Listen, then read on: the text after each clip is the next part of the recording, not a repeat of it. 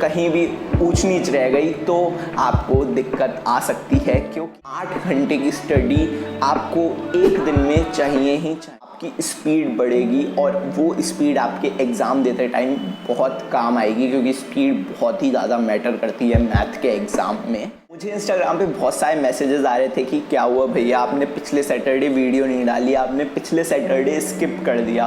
तो मैं अपने चैनल पे क्वांटिटी के साथ साथ क्वालिटी पे भी फोकस करता हूँ। तो मुझे एक अच्छी 60 डे स्ट्रैटेजी की वीडियो बनानी थी, इस वजह से मैंने पिछले सैटरडे को स्किप किया, जिसमें मैंने और ज़्यादा इम्प्रूवमेंट करके और ज़्यादा अच्छे से उस स्ट्रैटेजी को इन्हेंस करके इस वीडियो में आपको पूरे अच्छे तरीके से उस स्ट्रैटेजी को बताऊंगा। सबसे पहले मैं ये बता दूं कि ये स्ट्रैटेजी मैं खुद भी यूज़ करूंगा, और ये स्ट्रैटेजी 2 टाइप के बच्चों के लिए है। पहले वो जिन्होंने कुछ थोड़ा पढ़ रखा है, जिन्होंने क्लासेस कर रखी हैं, और दूसरे वो जिन्होंने पूरी क्लासेस ख़त्म कर रखी हैं, बस उनको रिवीजन के लिए एक स्ट्रैटेजी चाहिए कि बहुत ज़्यादा अच्छे से वो रिवाइज़ कर पाएँ। तो शुरू करते हैं। सबसे पहले बात कर लेते हैं शॉर्ट में उन बच्चों के बारे में जिन्होंने अपना सिलेबस पूरा कंप्लीट कर लिया है और उन्हें बस रिवीजन के लिए एक अच्छी स्ट्रैटेजी चाहिए।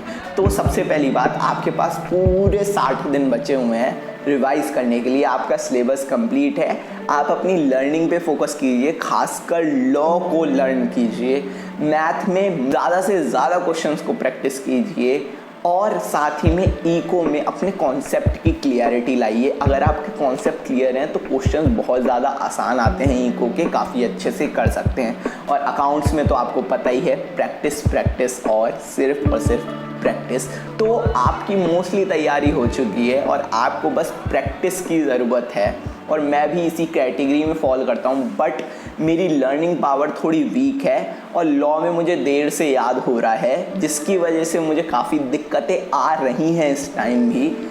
तो मुझे और ज़्यादा स्पीड अप करना पड़ेगा अपने आप को। तो अपनी स्पीड को सही से ध्यान से लेकर चलिएगा कि आप अच्छे तरीके से याद करें, क्योंकि एक भी दिन अगर स्किप हुआ, एक भी दिन अगर वेस्ट हुआ, अगर एक भी दिन कहीं भी ऊंच नीच रह गई तो आपको दिक्कत आ सकती है, क्योंकि ऐसी दिक्कतें मैंने भी फेस करी हैं। तो अब बात करते हैं उन बच्चों के बारे में जिनकी थोड़ी सी क्लासेस भी बची हैं और साथ में उन्हें रिवीजन भी करना है। तो सबसे पहले आप लोग सुबह उठ के क्लासेस लीजिए और अपने रूटीन को सेट कीजिए, क्योंकि अगर आप अपने रूटीन को सेट नहीं करेंगे तो आपका काफ़ी लॉस हो सकता है, बिकॉज़ आपकी क्लासेस के साथ साथ आपका रिवीजन भी चलाना है आप लोगों को। इस वजह से कम 8 घंटे की स्टडी आपको एक दिन में चाहिए ही चाहिए, और वो बिना रूटीन के कभी नहीं हो सकती। तो अपनी स्टडी रूटीन को प्लान कीजिए, एक गोल ओरिएंटेड स्टडी कीजिए। तो आप लोगों को सबसे पहले सुबह क्लासेस करनी है, अपनी क्लासेस से रिलेटेड काम करना है, एंड देन शाम के टाइम पे अगर आप माने लाइक 5-6 बजे से आप रिवीजन को डेडिकेट कीजिए। लाइक 5 या 6 बजे से पूरी रात के 12 बजे तक आप जितना भी टाइम आप स्टडीज़ के लिए रख रहे हैं वो पूरा का पूरा रिवीजन के लिए ही रखिए, क्योंकि इस टाइम को लंबा रखा गया है। तो आपको लर्निंग का भी प्रोसीजर उसी में ही करना है। मतलब शुरुआत में सिर्फ आप क्लासेस लेंगे, क्लासेस से रिलेटेड होमवर्क करेंगे, प्रैक्टिस करेंगे, बट शाम में 5-6 बजे से आप अपने रिवीजन को करेंगे। और पहले याद कीजिए या रात में याद कीजिए, जैसा भी आपको सफिशिएंट लगे, या आप इसका रिवर्स भी कर सकते हैं। अगर आपको याद करना सुबह अच्छा लग रहा है तो आप सुबह अपना रिवीजन कीजिए, ज़्यादा अच्छे से हो पाएगा। और देन रात में थोड़ा शाम के टाइम पे अपनी क्लासेस लीजिए, अगर आपके डिस्टर्बेंस कम होते हैं क्लासेस लिखते टाइम। तो ये आपकी पर्सनल चॉइसेस है, क्योंकि मैं एक ऐसी स्ट्रेटेजी बना के लेके आया हूँ आप लोगों के सामने जिसको आप अपने अकॉर्डिंग मॉडिफाई कर सकते हैं। तो आपको अपना सेल्फ इवैल्यूएशन करके इसको मॉडिफाई करना बहुत ज़्यादा ज़रूरी है, और तभी आप एक अच्छे और एक समझदार CA एस्पिरेंट बन पाएंगे। कुछ इम्पॉर्टेंट चैप्टर्स जो आपको अपने रिवीजन में 100% इंक्लूड करने चाहिए। तो सबसे पहले बात करते हैं मैथ से। तो मैथ्स में LR is the most important and scoring part. तो LR आप ज़रूर करके जाइएगा रिवाइज 1 से या 2 बार।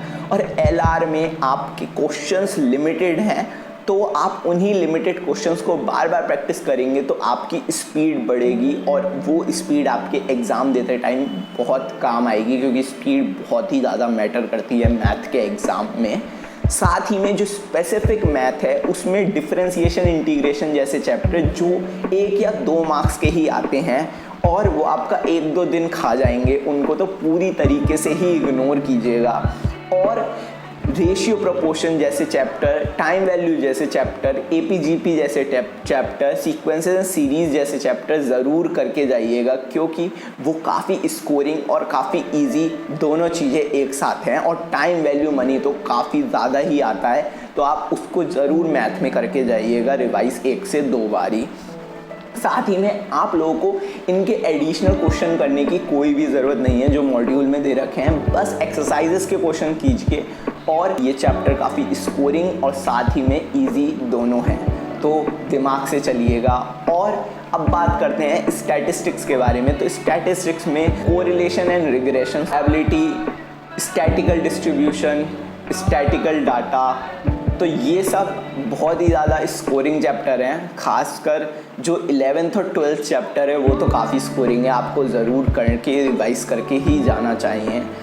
और साथ ही में इंडेक्स नंबर जो चैप्टर है उसके आपको एडिशनल क्वेश्चंस भी करने हैं, बस यही चैप्टर है जिसके आपको एडिशनल क्वेश्चंस करने हैं। और साथ ही में स्टैटिस्टिक्स में आपने सेट C यानी कि एक्सरसाइज नंबर C इग्नोर कर सकते हैं। स्टैटिस्टिक्स की वो एक्सरसाइज बहुत ही ज़्यादा टफ होती है और साथ ही में उसमें से बहुत कुछ आता भी नहीं है, A और B से ही आता है मोस्टली, तो आप उसको भी कर सकते हैं। अब बात करते हैं अकाउंट्स के बारे में। तो अकाउंट्स में मॉड्यूल 2 जो है final accounts, NPO, partnership, company accounts, ये सबसे ज़्यादा इम्पॉर्टेंट चैप्टर्स हैं और साथ ही में ये आपने 12th में भी कर रखे होंगे। तो अगर आप 12th से ही पास आउट होके आ रहे हैं और ये अटेम्प्ट देने की सोच रहे हैं तो आप लोगों को एक फ़ायदा मिला है उन स्टूडेंट्स से जिनको दोबारा से उसकी प्रैक्टिस करनी होगी, क्योंकि आप लोग 12th से ही उसकी इतनी प्रैक्टिस करके आ रहे हैं तो आप लोगों को कम प्रैक्टिस करनी होगी। तो मॉड्यूल 2 पे बहुत ज़्यादा फोकस कीजिएगा। साथ ही में रेक्टिफिकेशन ऑफ एरर और बिल्स ऑफ एक्सचेंज जैसे चैप्टर भी अच्छे से कीजिएगा। और एक बोनस टिप, इन्वेंट्री मैंने पूरी तरीके से छोड़ा है और मैं करके भी नहीं जाऊँगा। तो इन्वेंट्री थोड़ा टफ चैप्टर है, टफ चैप्टर नहीं, लाइक थोड़ा सा एडवांस है, वो आज तक हमने पढ़ा नहीं है। काफ़ी चैप्टर हैं जो आज तक नहीं पढ़े हैं, बट इन्वेंट्री थोड़ा एडवांस है, तो वो मैं भी छोड़ के ही जाऊंगा, आप भी छोड़ के जा सकते हैं। और पिछले अटेम्प्ट में तो इन्वेंट्री से एक भी क्वेश्चन नहीं आया था, इस अटेम्प्ट का ICI को पता होगा, तो जैसा भी होगा। अब बात करते हैं इकोनॉमिक्स के बारे में। तो इकोनॉमिक्स में मोस्ट इम्पॉर्टेंट चैप्टर हैं चैप्टर नंबर 3 और चैप्टर नंबर 2, यानी कि डिमांड एंड सप्लाई और प्रोडक्शन एंड कॉस्ट। अगर आप इतना ये 2 चैप्टर करते हैं, सिर्फ 2 चैप्टर करते हैं, ये मतलब इसकी अलग अलग यूनिट्स के अंदर चैप्टर 2 हैं, तो आपका 40% सिलेबस वहीं पर ही ख़त्म हो जाता है जो एग्ज़ाम में आने वाला है। 40 तो कम ही बोल रहा हूँ, 50 ही मानो आप, उसी में से ही बहुत ज़्यादा मेजर पार्ट आता है। तो आप 3rd चैप्टर और 2nd चैप्टर तो ज़रूर कीजिएगा इकोनॉमिक्स में, और साथ ही में BCK भी कीजिएगा।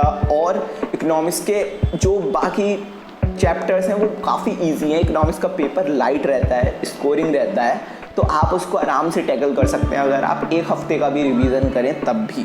तो आप अगर अच्छे से रिवाइज करेंगे तो आप 100% क्लियर होंगे। अब बात करते हैं लॉ के बारे में। तो लॉ में भाई यार याद करके ज़रूर जाना, याद करना बहुत ज़्यादा इम्पॉर्टेंट है लॉ में, जो मेरे एक्सपीरियंस से मैंने देखा है। तो लॉ में सबसे पहली बात, अगर आपने अभी तक लॉ नहीं पढ़ी है तो भाई इंडियन कॉन्ट्रैक्ट एक्ट मत पढ़ना, वो 1-1.5 महीना खाता है, 100% खाता है वो, चाहे कोई भी पढ़े, चाहे वो इंटरमीडिएट का स्टूडेंट दोबारा से फाउंडेशन पढ़े तब भी उसका 1-1.5 महीना खा लेगा वो एक्ट। काफ़ी ज़्यादा स्ट्रॉन्ग एक्ट है, तो उसको टैकल करने में काफ़ी ज़्यादा स्ट्रॉन्ग माइंड चाहिए होता है, तो वो 1-1.5 महीना लगाएगा ही लगाएगा। सो आप लोगों को sales of goods act partnership act और कंपनीज एक्ट तो काफ़ी अच्छे से करके जाने हैं, इसमें लर्न भी करना है। इसकी लैंग्वेज काफ़ी इजी है। पार्टनरशिप तो आप 12th में ही बहुत सारा पढ़ के आए हो, अगर आपने 12th की अकाउंट्स काफ़ी अच्छे से पढ़ी है तो वहाँ पे आपको हेल्प मिलेगी दोबारा से, क्योंकि 12th से काफ़ी कुछ हेल्प मिल जाएगी आपको। तो आप स्ट्रेटेजिक वाइज ज़्यादा अच्छे से करिएगा और अपने BCR को भी इग्नोर मत कीजिएगा, क्योंकि आप वो सारी चीज़ें इंग्लिश में पढ़ के आ चुके हैं। तो आप लोगों के लिए बहुत ज़्यादा एडवांटेज है इस अटेम्प्ट के लिए। तो आप काफ़ी अच्छे से CA फाउंडेशन क्लियर भी कर सकते हैं। अगर एक लॉन्ग स्पैम ऑफ टाइम के लिए अगर हम 12th की पढ़ाई का ना करें और एकदम से स्टार्ट नहीं करें CA फाउंडेशन को, तो हम ये सारी चीज़ें भूल जाते हैं। बट इस टाइम पे आपने अभी ही पेपर्स दिए हैं और उसके बाद ही आपको करना है CA फाउंडेशन के लिए, आपने सोच चुके हैं, तो आपके लिए काफ़ी फ़ायदेमंद रहेगा वो 12th का एक्सपीरियंस जो आपको मिल चुका है। साथ ही में एक बोनस टिप और दूंगा फॉर फोकस। तो अपने रूटीन में एक एक्सरसाइज या छोटा सा वर्कआउट प्लान या वॉकिंग या मेडिटेशन कुछ ज़रूर इंक्लूड कीजिएगा, क्योंकि उससे फोकस बढ़ेगा आप लोगों का और आप और ज़्यादा एफिशिएंट तरीके से कर पाएंगे। अगर आप अपना 1 घंटा या आधा घंटा फ़ोन पे ना वेस्ट करके कुछ फिज़िकल एक्टिविटी पे लगाएं, तो आपका फोकस तो साथ में बढ़ेगा ही, साथ में आपकी हेल्थ भी अच्छी होगी। तो उस पर भी ध्यान दीजिएगा और साथ ही में अपनी डाइट को क्लीन रखिएगा, क्योंकि clean diet is equal to clean mind. तो अगर आपको ये वीडियो अच्छी लगी हो तो इसको लाइक कीजिएगा और मेरे इस चैनल को ज़रूर सब्सक्राइब कीजिएगा और एक ऐसे बंदे के साथ ज़रूर शेयर कीजिएगा जिसे इस वीडियो की नीड हो। तो मिलते हैं नेक्स्ट वीडियो में, तब तक के लिए कीप सपोर्टिंग। Thank you.